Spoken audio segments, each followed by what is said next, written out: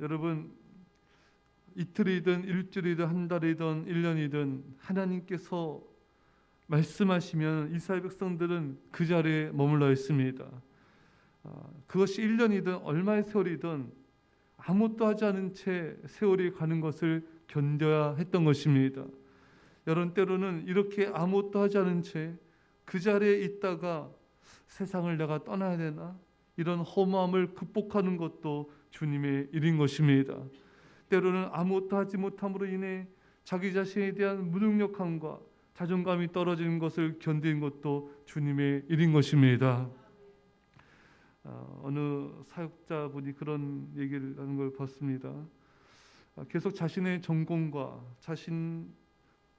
상관없는 일, 또 정말 아무 의미 없는 일을 하는 것 같이 느껴지니까 자신감도 떨어지고 자존감도 떨어지고 신앙의 야성도 떨어지고 힘들어하는 것을 보았습니다. 여러분, 때로 아무것도 하지 않은 채 주님의 때를 무작정 기다리다가 지치는 것을 견디는 것도 주님의 일인 것입니다. 그것 또한 믿음을 지키는 일인 것입니다. 여러분, 지금 이 순간에 그저 주님의 뜻을 따라 살아가는 것이 나의 의무임을 깨닫고 하루하루 믿음으로 사는 것에 우리는 감사드려야 되는 것입니다. 오늘 앞에 본문의 말씀 보면 하나님의 명령을 지켜 행진하지 아니하였으며, 여러분, 사람들의 이런 생각과 이런 마음가짐은 앞으로 계속 행진해야 된다, 계속 뭔가를 해야 한다, 이런 생각으로 많이 이렇게 갖고 있는 걸 우리는 보게 되는데, 때로는 하나님의 말씀을 따라 오랫동안 그 자리에 있는 게 주님의 일인 것입니다. 꼭 뭔가를 해야지만, 꼭 계속해서 전진해야 하는 것만 하는 뜻이 아닌 거예요. 때로 하나님의 뜻은 우리로 하여금 그 자리에 계속 머물러라. 지루하고 따분해도 그 자리에 믿음으로 머물러라. 빨리 가고 싶고 뭔가 이루고 싶은 마음, 조급한 마음이 사람들 안에는 있을 것입니다. 그러나 가만히 있어야 됩니다. 참 더디 가는 것 같고 뒤처지는 것 같고 인생이 낭비된 것 같고, 그래도 그 시간들 하나님이 머물러 하면 머물러 있어야 되는 것입니다. 잠잠히 기다려야 되는 것입니다.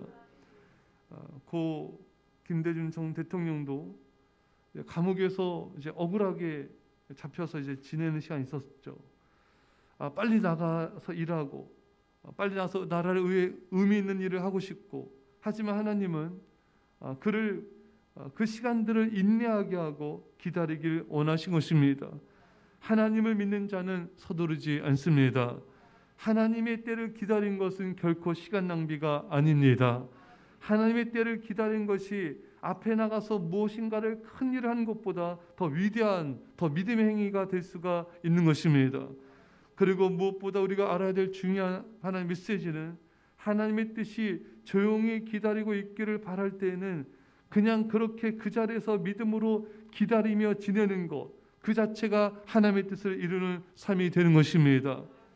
사랑하는 성도 여러분, 하나님의 뜻을 따라 그저 기다리고 하나님만을 바라보는 삶이 하나님께 영광을 돌리는 믿음의 삶인 것입니다.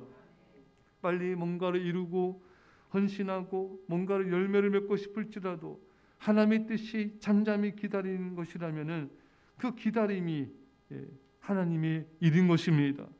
사랑하는 성도 여러분, 때로 지루해 보이는 일상의 삶일지라도 하나님이 그 삶을 살라고 하실 때 그 말씀에 순종하는 삶 그 자체가 하나님을 기쁘게 하는 삶인 줄 믿으시고 믿음으로 하나님을 잠잠히 바라보며 하나님 앞에 여러분 자신과 모든 삶을 드릴 수 있기를 간절히 축원합니다.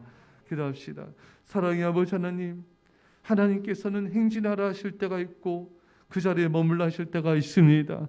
잠잠히 하나님만을 바라보며 기다리라 하실 때가 있습니다.